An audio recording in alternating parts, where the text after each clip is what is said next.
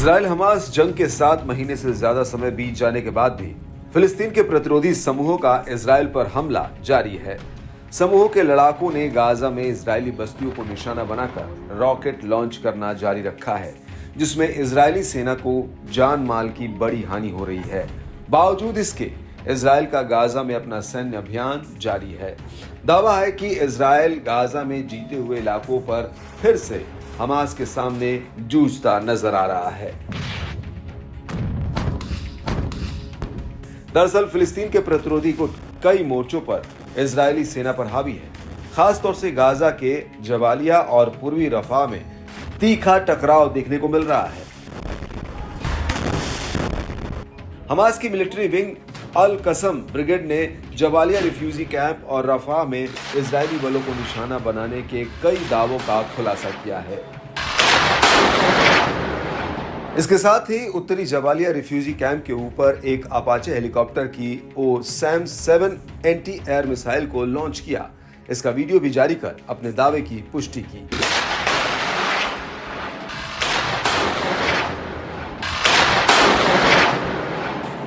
शनिवार को एक बयान में रेजिस्टेंस ब्रिगेड ने दावा किया कि उन्होंने 15 इजरायली सैनिकों को मार गिराया है। उनके ऑपरेशन में एक घर पर हमला करना शामिल है, जहां बड़ी संख्या में इजरायली सैनिक तैनात थे। अल कसम ने खुलासा किया कि उसके लड़ाकों ने इजरायली पैदल सेना की टुकड़ी को जाल में फंसाते हुए एक एंटी पर्सोनेल डिवाइस में विस्फोट किया है। इसके चलते 5 इजरायली सैनिकों की मौत हो गई और रफा के पूर्व में अल तबैन मस्जिद के पास कई अन्य बुरी तरह जख्मी भी हुए। अल कसम के बयान के मुताबिक समूह के लड़ाकों ने शहर के पूर्व में कब्रिस्तान के पास अल यासिन 105 गोले के साथ एक बख्तरबंद पर्सोनेल कैरियर और एक मरकवा टैंक को निशाना बनाया। साथ ही 2 अन्य टैंकों पर भी हमला किया गया था। साथ ही हारून मस्जिद के पूर्व में D9 मिलिट्री बुलडोजर को टैंक रोधी IED यानी शावाज लेटेस्ट ब्लास्ट डिवाइस से निशाना बनाया गया था। अल कसम लड़ाकों ने जबालिया के पूर्व में बने एक कमांड और कंट्रोल सेंटर पर भारी कैलिबर मोर्टार गोले से बमबारी की। इसके अलावा फिलिस्तीनी इस्लामिक जिहाद के अल कुद्स ब्रिगेड ने खुलासा किया कि उसके लड़ाके रफा और जबालिया रिफ्यूजी कैंप में इजरायली सेना के साथ भीषण टकराव में लगे हुए हैं। पूरी रफा की दिशा में आक्रमण कर रहे अल तनौर में एक इजरायली सेना को प्रतिरोध सेनानियों ने भारी कैलिबर मोर्टार गोले की बौछार से निशाना बनाया। इस बीच प्रतिरोध समूह ने दावा किया कि जहां उसने गाजा के दक्षिण पूर्व में अल जायतौन में इजरायली सैनिकों और सैन्य वाहनों को निशाना बनाते हुए एक भारी माइनिंग इलाके में विस्फोट किया।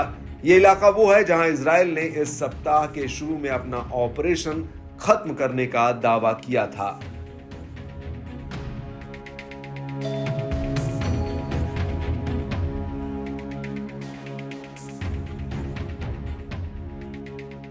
ब्रिगेड्स की ओर से जारी फुटेज में देखा जा सकता है कि लड़ाकों ने कई थकी बैरल हाई पावर वाले ब्लास्ट डिवाइस का इस्तेमाल किया। हमास लड़ाके अब इजरायली हथियारों से वार करने लगे हैं।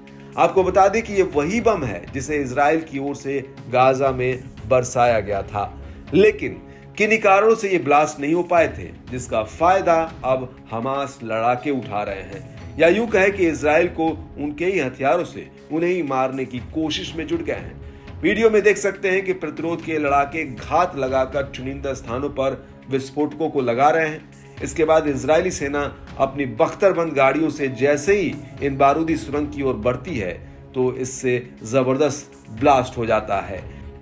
इससे सैन्य वाहनों और टैंकों के टुकड़े और मलबे दिखाई देते हैं।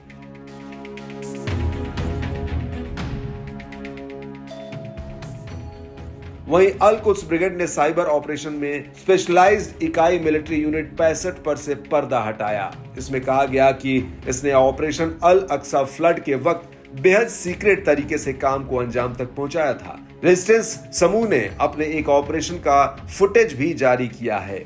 वहीं अल कुद्स ब्रिगेड ने रॉकेट बैराज के साथ अश्कलोन और बियर अल साबे को निशाना बनाने की जिम्मेदारी ली।